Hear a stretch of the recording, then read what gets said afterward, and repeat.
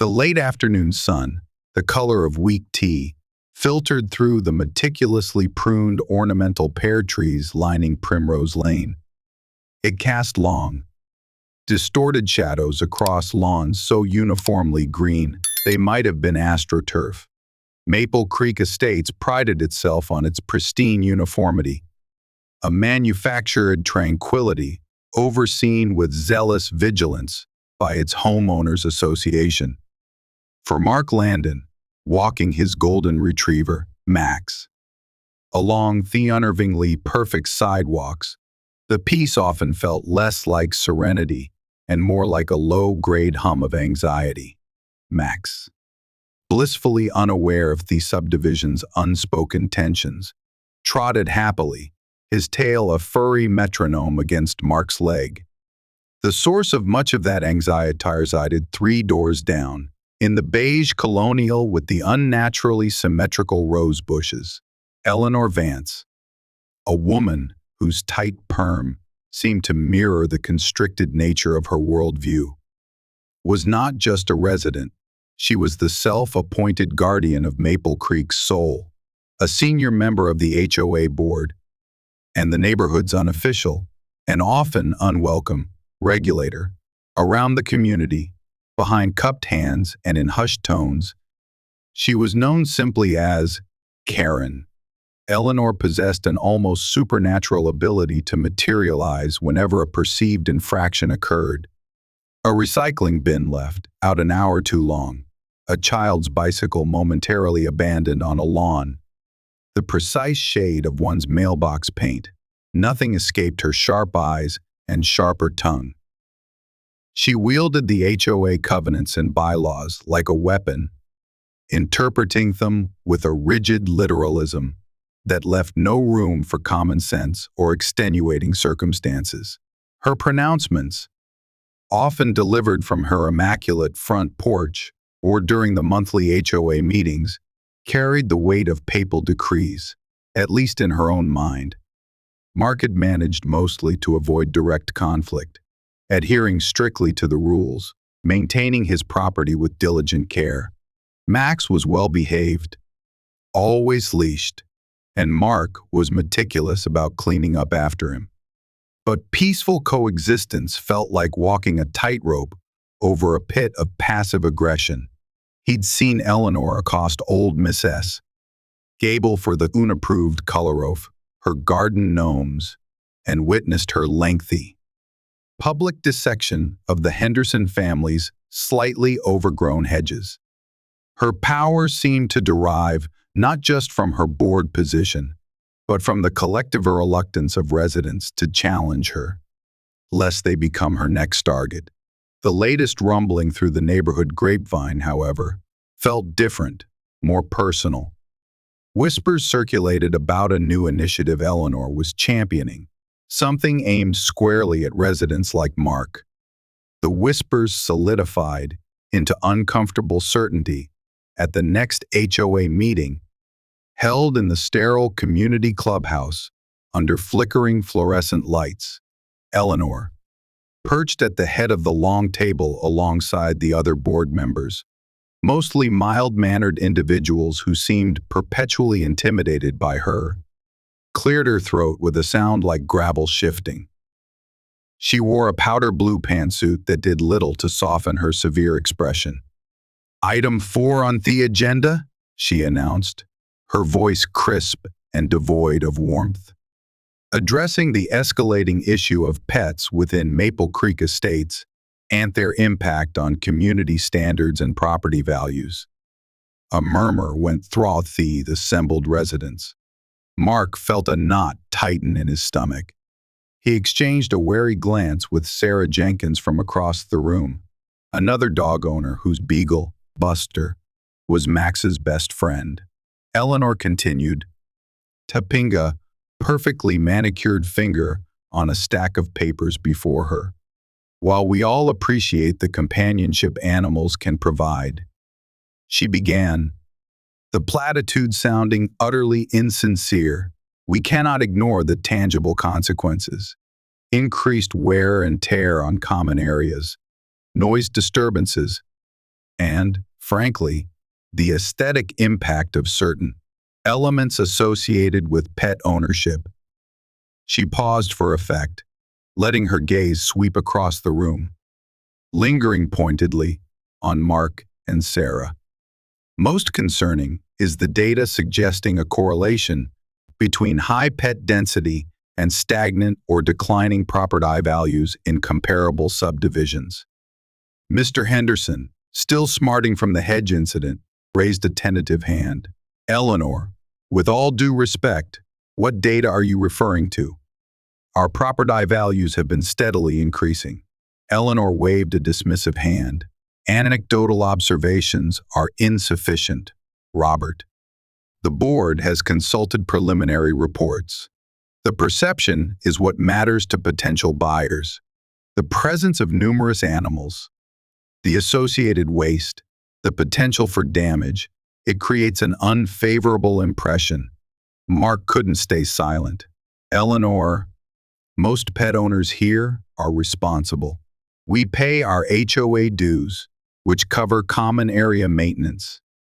Where is the specific evidence of widespread problems or damage directly attributable to pets? Eleanor's eyes narrowed. Mr. Landon. Your defensiveness is perhaps telling. The evidence is in the cumulative effect. The need for more frequent landscaping services in pet-frequented areas, the potential liability, the general tidiness factor. She leaned forward, her voice dropping slightly, but gaining intensity. Therefore, the board proposes, effective the 1st of next month, the implementation of a residential pet impact fee. The room fell silent, stunned. A what? Sarah Jenkins finally asked, her voice incredulous. A modest monthly fee, Eleanor clarified, though her tone suggested it was anything but modest in principle. $50 per registered pet residing within Maple Creek Estates. This fee will contribute directly to offsetting the additional maintenance costs and serve as a fund for any pet-related damages to common property. Outrage rippled through the room. Voices rose in protest. $50 a month? That's $600 a year. This is ridiculous. It's discriminatory. You can't just invent fees. Eleanor held up her hand for silence, her expression hardening into a mask of righteous authority. This is not an invention. It is a prudent measure to protect the investments of all homeowners in this community. It is entirely within the board's purview as outlined in Article 7, Section 4 of the bylaws, pertaining to special assessments for the maintenance of community standards. She tapped the bylaws document as if it were scripture. The proposal is before the board for a vote. Predictably, the motion passed. 2 board members abstained, looking uncomfortable. But Eleanor and 2 others voted in favor. The opposition from the floor was noted but ultimately ignored. Eleanor looked triumphant, her gaze sweeping over the disgruntled pet owners with unconcealed satisfaction. Mark left the meeting feeling a cold fury mixed with a sense of helplessness. It wasn't just the money. Though $600 a year was significant, it was the principle. It was Eleanor's arbitrary, power-hungry decision, wrapped in the thinnest veil of bureaucratic justification. It was the way she wielded her minor authority like a sledgehammer, targeting a specific group based on flimsy pretext. He looked down at Max, who greeted him at the door with enthusiastic tail wags, blissfully unaware he was now a $50 a month liability in the eyes of Eleanor Vance. That night, Mark couldn't sleep. He replayed the meeting. Eleanor's mug face, the feeling of being railroaded. He loved Maple Creek for its quiet streets and good schools, but living under the thumb of the HOA, specifically under Eleanor's reign, felt increasingly suffocating. This pet fee felt like a declaration of war. The following week, the official notices arrived. crisp white envelopes bearing the Maple Creek Estates HOA logo. Inside, the formal announcement of the residential pet impact fee, payable monthly, with late penalties outlined in stern detail. Anger flared anew. He called Sarah Jenkins. "Did you get it?" he asked. No preamble needed. "Oh, I got it," she sighed. $50 for dear old Buster. I swear. "Mark, that woman is on a power trip. What are we going to do?" "I don't know yet," Mark admitted. "Paying it feels wrong, like validating her nonsense. But fighting the HOA, you know how that goes. Endless letters, potential liens, lawyer fees. And Eleanor will love every second of it," Sarah added grimly.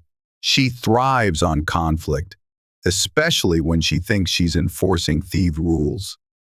Mark spent the next few days researching HOA law, talking to a lawyer friend who confirmed that while challenging the fee was possible, it would be an expensive battle.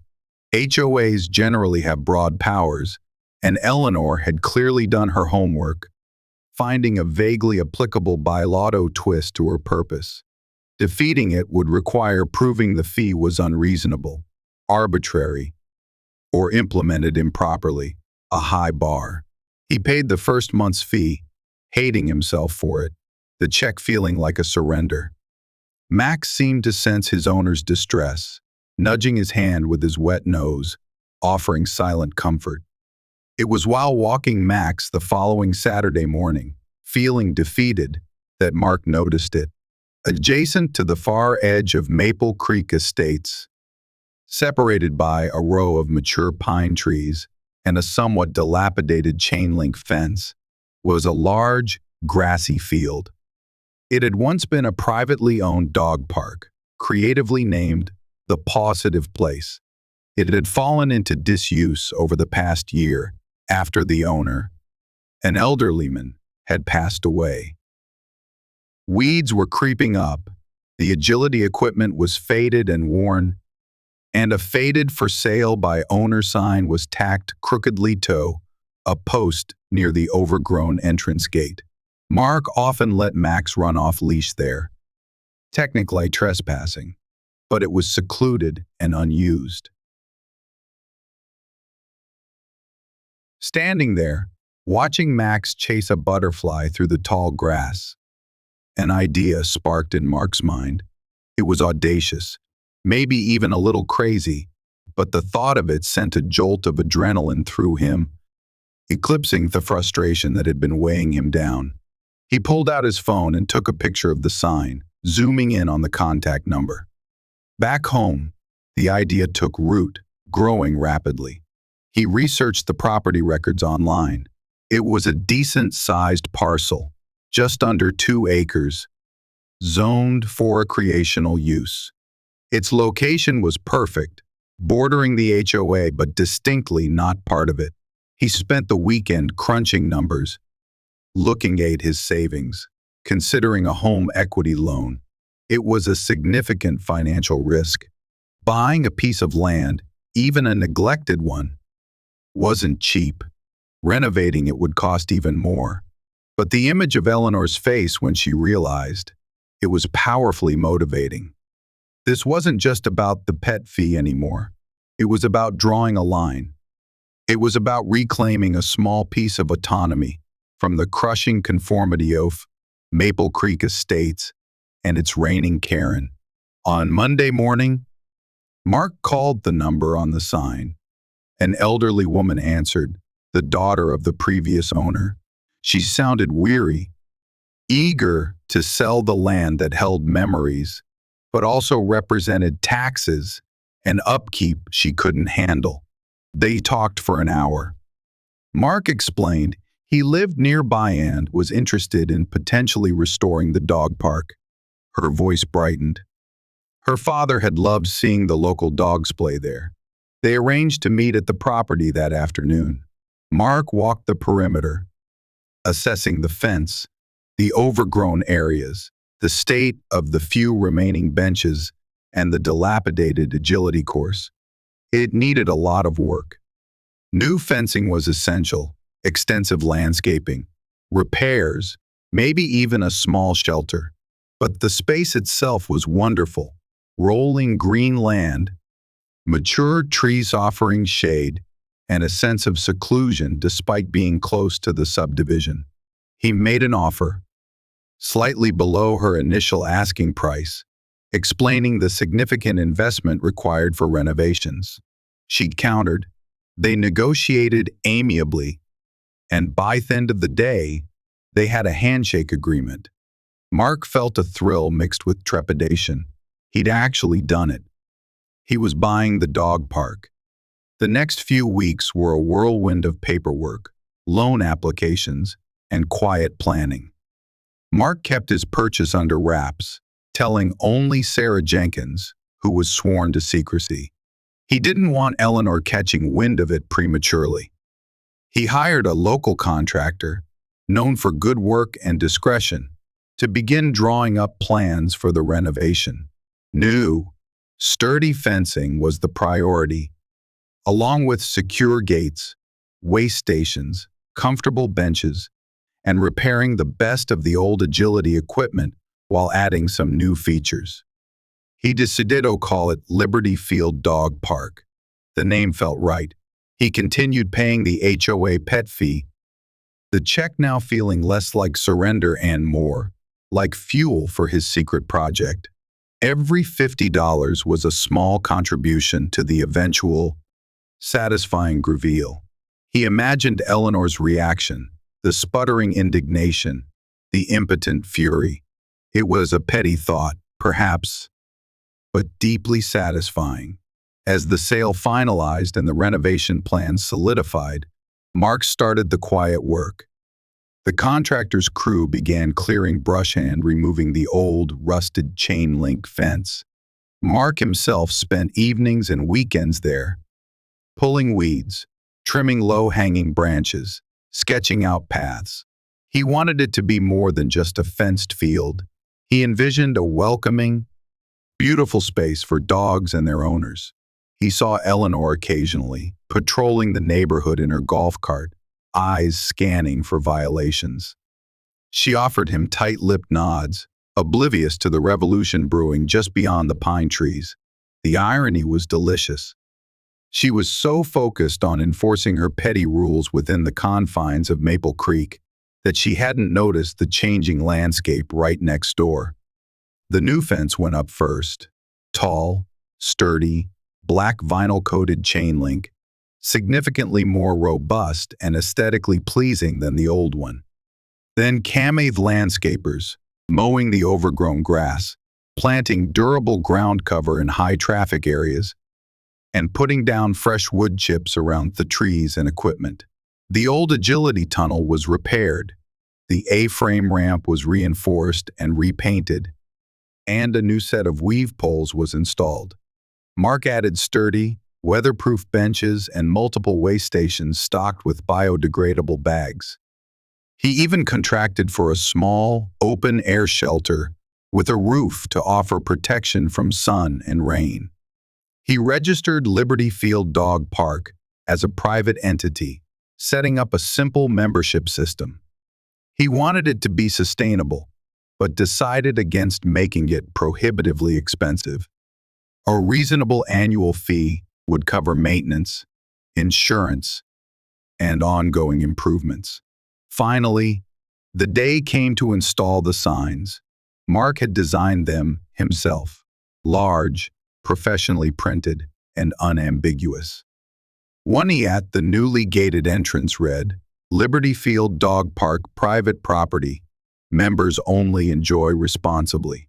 And then, strategically placed along the fence line bordering Maple Creek Estates, facing directly into the subdivision, he installed several smaller, identical signs: Private Property, Liberty Field Dog Park, Members only, members of Maple Creek Estates HOA, strictly prohibited. He stood back, looking at signs, then at the neat, inviting park behind the fence. Max, sitting patiently at his feet, seemed to approve. A slow smile spread across Mark's face. It wasn't just about defiance anymore. He'd created something positive, a community asset, albeit a private one. The HOA ban was the necessary protective measure against the one person guaranteed to try and ruin it. He launched a simple website and a social media page for Liberty Field, announcing memberships were open. He sent a discreet email to Sarah Jenkins and a few other trusted dog owners outside the HOA, letting them know. The response was immediate and enthusiastic. People were thrilled to have a dedicated, well-maintained space nearby. The fuse had been lit. Now, he just had to wait for Eleanor Vance to notice. It didn't take long. 2 days later, on a bright Saturday morning, Mark was enjoying a coffee on one of the new park benches, while Max romped with Sarah's beagle, Buster, and a couple of other newly registered member dogs. He heard the familiar whine of an electric motor approaching. Through the trees, he saw the Maple Creek Estates HOA golf cart trundling along the path that ran parallel to the fence line inside the subdivision. Eleanor Vance was at the wheel, her posture rigid, her eyes scanning her domain. She drove past the first HOA prohibited sign without seeming to register it. Then she passed the second, her head swiveled back, the golf cart slowing. She stopped, squinting at the sign, then looking towards the park entrance sign further down, her brow furrowed. She backed the cart up slowly, stopping directly opposite the sign. She read it again, her lips moving silently. Then her head snapped up, her eyes finding Mark sitting on the bench inside the park. Her expression shifted rapidly from confusion to disbelief, then darkened into pure, unadulterated rage. The color rose in her cheeks, clashing violently with her powder blue visor. She switched off the golf cart, yanked the key, and marched towards the fence, her sensible walking shoes crunching on the gravel path. Landon, her voice was sharp, carrying across the newly manicured lawn. What is the meaning of this? Mark took a slow sip of his coffee before standing up and walking calmly towards the fence, Max trotting happily beside him. Sarah quietly clipped Buster's leash, watching with wide eyes. "Good morning, Eleanor," Mark said pleasantly. "Isn't it a beautiful day?" "Don't you good morning me," she snapped, gripping the top rail of the fence, her knuckles white. "What is this sign? HOA members prohibited?" "This land borders our community. You can't just ban residents." "Actually, I can," Mark replied, keeping his voice even. "This is private property. Eleanor, I purchased it. It's called Liberty Field Dog Park, and as the owner, I have the right to determine who is allowed entry." Eleanor stared at him, momentarily speechless. Her jaw worked, but no sound came out. The idea that he, Mark Landon, the quiet resident she'd targeted with her pet fee, had bought the adjacent land and deliberately excluded her organization, was clearly short-circuiting her brain. You bought this land?" she finally sputtered. "Without consulting the board? Without considering the impact on Maple Creek?" "It wasn't for sale by Maple Creek," Mark pointed out patiently. "It was private land, sold by the previous owner's family. My purchase has no legal connection to the HOA whatsoever. And the only impact I foresee is providing a much-needed recreational space for responsible dog owners in the wider area. But banning HOA members? That's discriminatory. It's hostile." Her voice rose, attracting the attention of a few Maple Creek residents out for walks. They slowed, watching the unfolding drama with interest. "Is it?" Mark raised an eyebrow. "Or is it merely a reaction to hostility, like, say, implementing a targeted, punitive pet impact fee on residents without justification, claiming pets lower property values?" Eleanor flushed crimson. That fee is a legitimate board action to protect community standards, and restricting access to my private property is a legitimate action by me, the owner, to protect my investment and ensure a peaceful environment for my members, Mark countered smoothly. An environment free from unwarranted interference, excessive regulation, and baseless accusations, things the Maple Creek HOA, under your influential guidance, seems to specialize in. This is an outrage, Eleanor declared, her voice trembling with fury. You've deliberately created a nuisance right on our border. These signs are inflammatory. I will be reporting this to the board immediately. We will take action. What action, Eleanor? Mark asked calmly. This isn't HOA property. Your bylaws, your rules, your fees, they have zero jurisdiction here. This fence, he tapped the sturdy black vinyl chain link, is my property line. You and the Maple Creek HOA stay on your side, and Liberty Field stays on its side. It's quite simple, really. We'll see about that, she hissed. Shep pointed a trembling finger at him. You haven't heard the last of this, Landon. This is a deliberate provocation. She spun around, marched back to her golf cart, and drove off with a furious burst of electric whine, leaving a palpable tension in the air.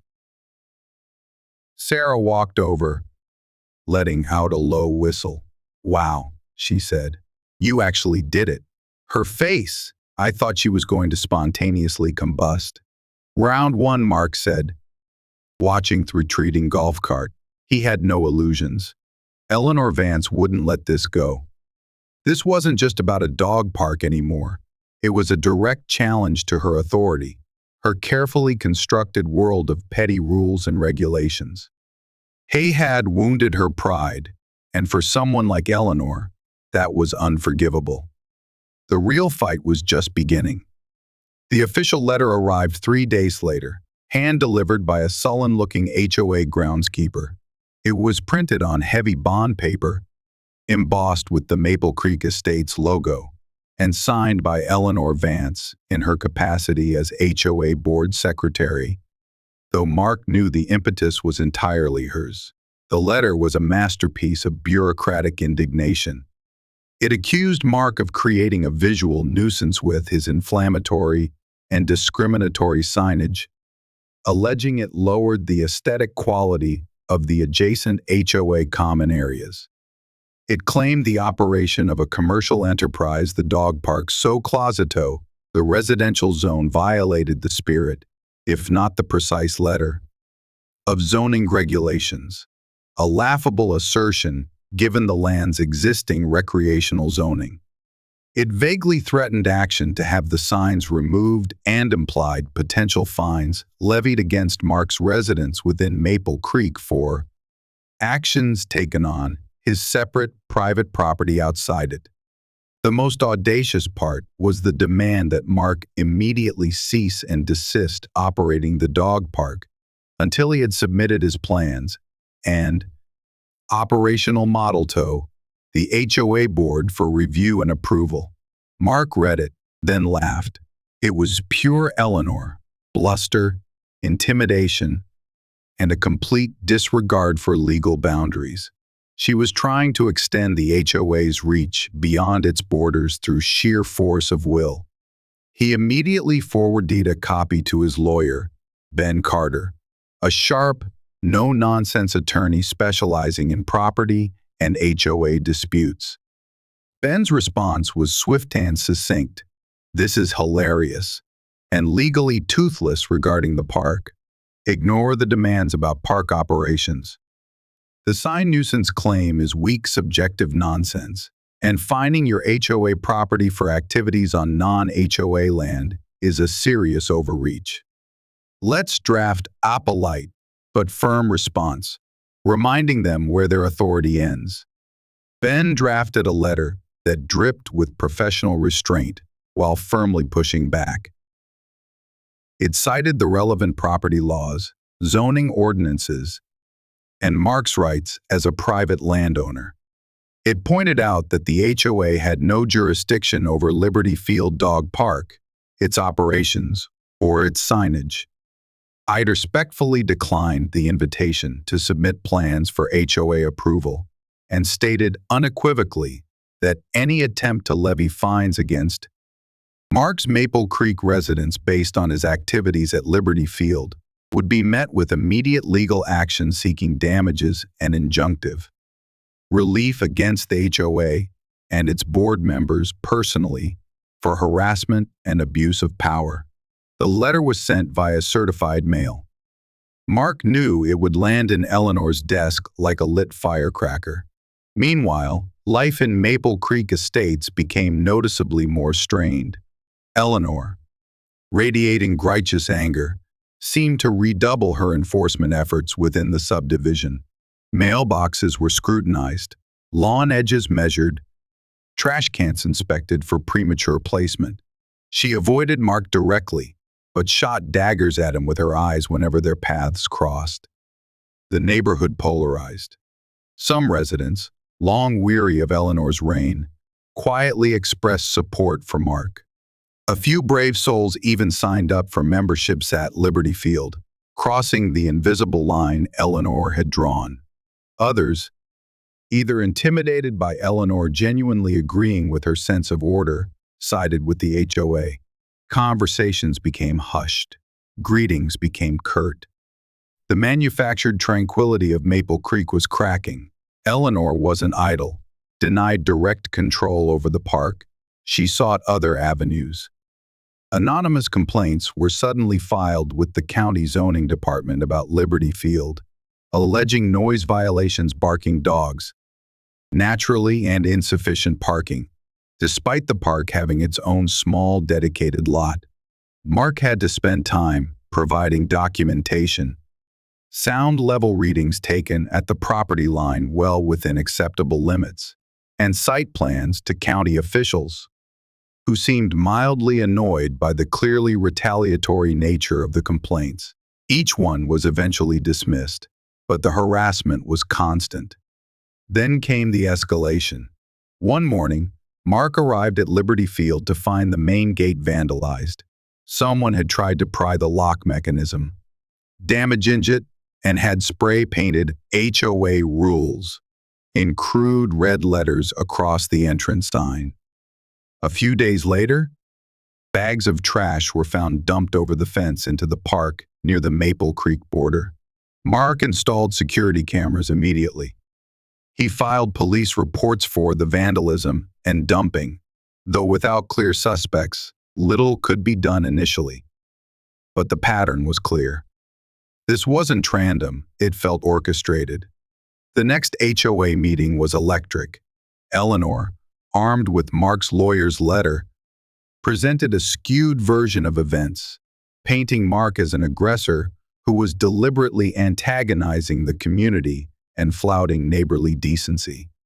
She proposed the HOA allocate funds to hire its own aggressive law firm to explore all legal avenues to compel Mark to remove the offensive signs and potentially seek damages for the alleged harm to Maple Creek's ambiance and property values.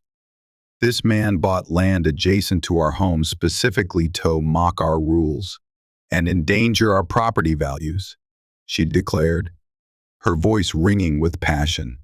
He banned us from land we should rightfully have oversight over. Are we going to stand for this, Mr. Henderson? Emboldened perhaps by Mark's defiance or simply fed up, spoke up. Eleanor, forgive me, but the land was never ours. It was private property. Mr. Landon bought it legally. And frankly, his dog park looks a darn sight better now than it did when it was derelict. As for the signs, well, maybe they wouldn't be necessary if the board hadn't implemented that ridiculous pet fee without proper justification. A few murmurs of agreement followed. Sarah Jenkins added, "The fee is the issue here. It created this whole mess. Maybe the board should reconsider that." instead of spending our dues on lawyers to fight a battle we have no right to win. Eleanor looked furious. Betrayed B, the shifting tide. The fee is sound policy. This renegade park is the problem. We must defend the integrity of Maple Creek. Despotith growing dissent. Eleanor still held sway over enough board members and fearful residents. The motion to allocate funds for legal action against Mark passed, though by an or margin this time. Ben Carter's reaction to the news was a grim chuckle. All right, they want to play hardball? Fine. We were already considering a counterclaim for harassment based on the zoning complaints and the vandalism. Now that they're officially spending HOA money to pursue a frivolous legal threat against you regarding Liberty Field, we have grounds for breach of fiduciary duty against the board members who voted for it, especially Vance. Let them fire the first legal shot. Wilbury. The shot came a few weeks later. A formal lawsuit filed by the Maple Creek Estates HOA against Mark Landon. It was largely a rehash of Eleanor's letter: nuisance, zoning spirit violations, decreased property values with no actual evidence presented, demanding the removal of the signs and unspecified damages. Ben Carter filed an immediate response, denying all claims and simultaneously filing a robust counterclaim. The counterclaim named the HOA and Eleanor Vance personally. It sought damages for harassment, citing the baseless county complaints, the vandalism, strongly implying HOA instigation, and the frivolous lawsuit itself, abuse of process, and breach of fiduciary duty by Eleanor and the supporting board members for misusing HOA funds to pursue a personal vendetta unrelated to legitimate HOA business. It also sought an injunction preventing the HOA from taking any further action against Mark related to Liberty Field and demanded immediate rescission of the residential pet impact fee as arbitrary and discriminatory. The legal battle commenced. Depositions were scheduled. Document discovery began. It was stressful and expensive, but Mark felt a sense of grim determination. He wasn't just fighting for his dog park anymore. He was fighting against the abuse of power that Eleanor represented. The discovery process proved illuminating. Ben Carter's sharp questioning during Eleanor's deposition revealed her utter lack of concrete evidence for the property value claims related to Petworth Dog Park. She relied on vague assertions and personal opinions, becoming flustered and contradictory under pressure. Emails obtained between board members showed Eleanor relentlessly pushing the legal action against Mark, dismissing concerns about cost and legality raised by the more hesitant members. More damningly, financial records subpoenaed from the HOA revealed irregularities spreading the dog park conflict. Small but consistent discrepancies in landscaping and maintenance budgets, contracts awarded without proper bids to companies with tenuous personal connections to Eleanor, and vaguely documented consulting fees paid out of HOA funds. It wasn't grand larceny, but it painted a picture of LAX oversight and Eleanor potentially using her position for minor personal perks and favors, treating HOA funds less like members' money and more like her own discretionary account. This bolstered the breach of fiduciary duty claims significantly. Ben Carter also deposed other residents. While some were reluctant, Sarah Jenkins and even Mr. Henderson provided clear testimony about Eleanor's history of targeted enforcement, her aggressive demeanor, and the lack of justification for the pet fee that had kick-started the whole conflict. Evidence from the security cameras Mark installed at Liberty Field, while not capturing the vandals' faces clearly, showed a vehicle remarkably similar to one owned by a known associate of Eleanor's driving, slowly past the park late on the nights the incidents occurred. Circumstantial, but suggestive, facing mounting evidence, potential personal liability for Eleanor, and rapidly escalating legal fees that HOA members were now openly complaining about the HOA's lawyers' proposed mediation. The mediation session was held in a sterile conference room downtown. Mark and Ben Carter sat opposite Eleanor, the HOA president looking deeply uncomfortable, and their lawyer. Eleanor began defensively, reiterating her claims about community standards and Mark's provocation. Ben Carter calmly laid out their case: the lack of jurisdiction, the evidence of harassment, the questionable pet fee, the breach of fiduciary duty supported by financial irregularities, and the personal liability Eleanor faced. He made it clear they were fully prepared to go to trial and were confident of winning, not just a dismissal off the HOA's suit, but substantial damages on the counterclaim. "Let's be frank," Ben said, looking directly at the HOA president and their lawyer, ignoring Eleanor for a moment. "Miss A. Vance has led this board down a costly and legally indefensible path, driven by personal animosity. Your members' funds are being wasted, Miss." Vance's action shave exposed herself, and potentially the entire board, to significant financial risk. "My client is willing to consider a settlement, but it will need to reflect the reality of the situation."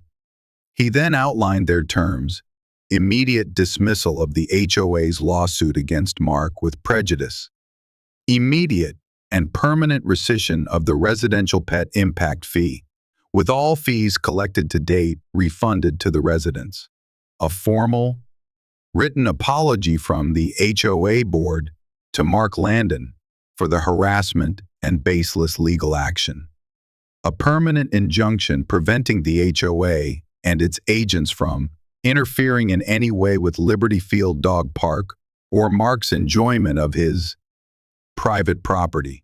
Eleanor Vance must resign immediately from the HOA board and agree not to seek any board position for a minimum of 10 years. The HOA must pay Mark's legal fees associated with defending the lawsuit and pursuing the counterclaim.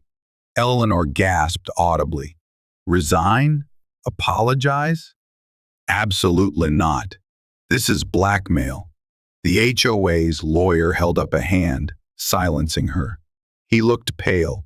He knew Ben Carter had them cornered. He conferred quietly with the HOA president, casting nervous glances at Eleanor, who sat fuming, arms crossed. After a tense negotiation, focusing mostly on the wording of the apology and the precise amount of legal fees, the HOA agreed to all major points. The financial irregularities discovered were serious enough that the HOA's lawyer clearly wanted to avoid them becoming public record in a trial, and the personal liability risk for Eleanor was undeniable.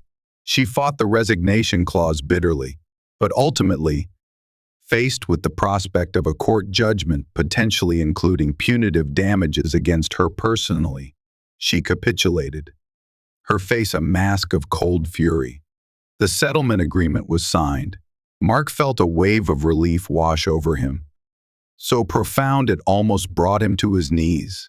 It was over. He had won. The aftermath in Maple Creek Estates was swift.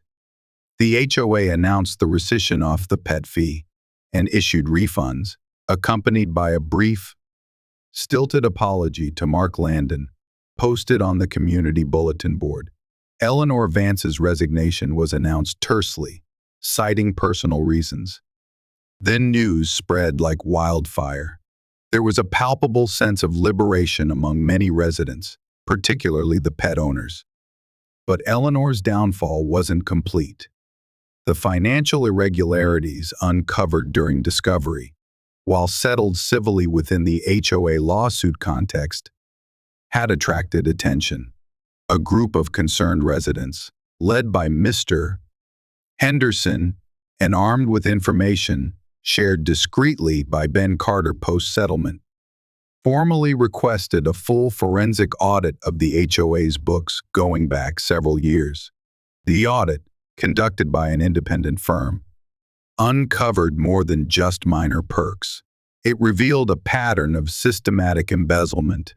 Eleanor had manipulated invoices, created phantom vendors, and funneled HOA funds into personal accounts over a period of nearly 5 years. The amounts weren't staggering individually, but cumulatively, they represented a significant theft from her neighbors. The consulting fees were entirely fabricated. The landscaping overcharges flowed back to a company owned by her distant cousin. It was a slow, methodical draining of community resources, masked by her aggressive enforcement of petty rules, which had served as a convenient distraction. Armed with the forensic audit report, the newly reconstituted HOA board had no choice but to turn the findings over to the local prosecutor's office. A criminal investigation was launched. Eleanor Vance, stripped of her HOA power and facing irrefutable evidence of embezzlement and fraud, was arrested. Her carefully maintained facade crumbled completely. The woman who had terrorized her neighbors over mailbox colors and pet fees was led away in handcuffs, her face pale and drawn. The subsequent trial was brief. Eleanor, advised by her criminal defense attorney, pleaded guilty to multiple counts of felony theft and fraud in exchange for a potentially lighter sentence. The judge, however, citing the prolonged abuse of trust and the deliberate deception of her neighbors, was not lenient. Eleanor Vance was sentenced to 3 years in state prison. Furthermore, as part of the judgment, she was ordered to pay full restitution to the Maple Creek Estates HOA. To meet this obligation, liens were placed on her assets. Her house, the beige colonial with the perfect roses, where she had reigned like a petty tyrant, was sold at auction. Her savings were seized. The financial penalty was severe, stripping her of the comfortable life she had built, partly on stolen funds. Maple Creek Estates began the slow process of healing. The HOA board implemented stricter financial controls and oversight. The atmosphere became less tense, more genuinely neighborly. People talked more openly, less fearful of arbitrary judgment. Mark Landon continued to operate Liberty Field Dog Park. It thrived, becoming a beloved spot not just for Maple Creek residents, those who weren't banned. Anyway, Mark never removed the signs, a quiet reminder of the battle fought and won, but for people from surrounding neighborhoods too. He saw Sarah Jenkins and Buster there almost every day. Max, happy and free, chased balls across the green expanse, oblivious to the drama he had inadvertently helped ignite and resolve.